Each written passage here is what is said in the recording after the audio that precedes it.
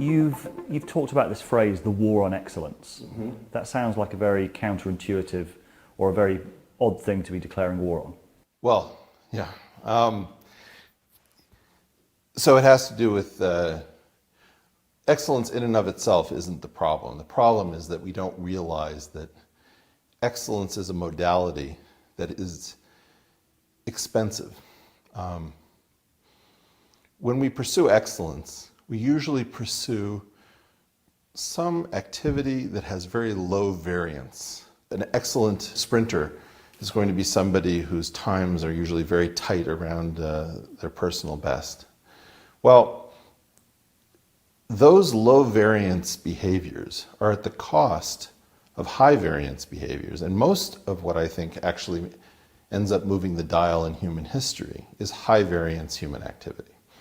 So what is it that allows somebody who's as unreliable as Jim Watson of double helix fame to repeatedly deliver outstanding discoveries? So you have a guy who you can't take to any party, and on the other hand, a giant chunk of modern molecular biology is due to him, and cellular biology. So you have very high variance individuals who are maddening, they're difficult, they're unpleasant, they're time consuming, but they're able to play the far right tail of the distribution and bring us unbelievable wonders. So a famous example for me is Bill Shockley, who was a eugenicist, kind of a bit of a nutcase with respect to certain ideas to many. On the other hand, he was one of the prime reasons that we got the semiconductor and built an industry around it.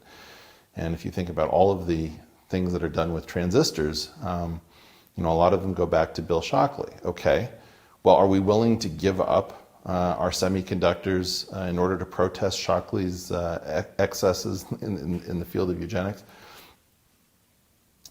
I, in general, am not. I'm willing to tolerate a lot of eccentricity and difficult behavior and unpleasant people.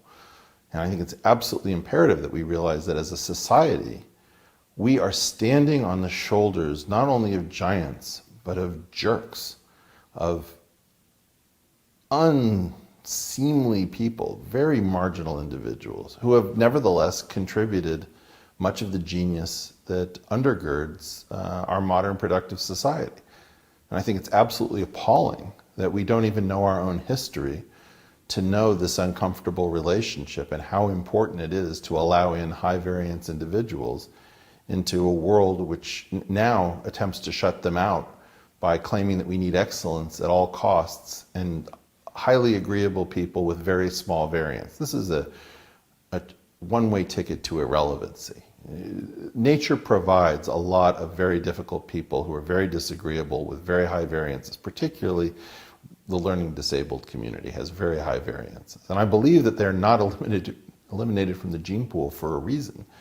I believe that they're there to be the innovators. And so we're killing our own innovative class with all of these extra requirements for collegiality or diversity or some kind of regularity. Because often everybody on the team has one idea, and the idea that you need is the one guy who won't go along. So how do we get people who are, if you know the Asch conformity experiment, Asch negative, that is, that they don't go along with what everybody's pretending to claim as their own perspective. On each card there are several lines. Your task is a very simple one. You're to look at the line on the left and determine which of the three lines on the right is equal to it in length. 2. 2. 2. 2. The subject denies the evidence of his own eyes and yields to group influence. We also want people who are Milgram negative. If you know the Milgram experiment of Stanley Milgram. If you make an error, however, you'll be punished with an electric shock. So, of course, it is to your advantage that you learn all these word pairs as quickly as possible. You want people who, when asked to push the buzzer to administer an electric shock, tell the experimenter to buzz off, rather than the people who go along with it when they're assured that they will not be held personally responsible. So in part, you have to recognize that heroic behavior comes from a group of people who, in general, are viewed as somewhat unsavory by the mainstream, and that's fine. What makes you so certain that those kind of individuals are not part of the establishment at the moment? Well, first of all, even where they are part of the establishment at the moment, they talk to us in hushed tones, like, oh, you don't know how bad it's gotten. I can't say that anymore. 15 years ago I could say that. Now I could lose my job. Like, you're actually, those people are still there, but they're not free to think. And the penalty for like a single misstep, I mean, even imagine that you have a bad thought, you say a bad thing. Was that the end of your career? We're going to dispose of high ability people because they told an off-color joke in the wrong setting? Like, that's insane. I don't know how to say it. Like, you could have somebody who might be on the verge of a cure for cancer, and if they told some joke that offended somebody's gender sensibilities, that person could be out of a job. Well, that's insane. I mean, it's very important to understand that level of intolerance, of fragility, has to be driven out of the institutions that require these high agency individuals. And is your sense that that process of excellence keeping out genius is actually a civilizational threat, or is partly to do with the situation that we find ourselves in? Yeah, I mean, let's just talk about disagreeability as a trait. Right now, we have all sorts of things that need people to say no to them and to point the way towards something else.